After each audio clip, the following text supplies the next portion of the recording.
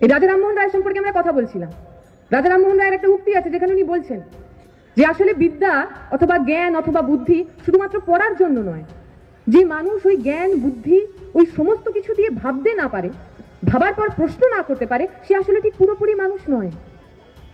যে মানুষ প্রতিদিন তাদের যা বলা হচ্ছে সেটা ঠিক বলা হচ্ছে না ভুল বলা হচ্ছে এই প্রশ্ন করতে পারে না, সে ঠিক সঠিক মানুষ নয়। রাজা রামমোহন রায় লিখে গেছে যে আমাদের সমাজে 4 রকমের মানুষ রয়েছে।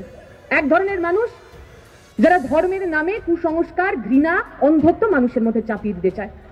এক ধরনের মানুষ যারা এই পুরো অন্ধত্বকে এই পুরো কুসংস্কারকে চোখ বন্ধ করে তারা ফলো করতে চায়।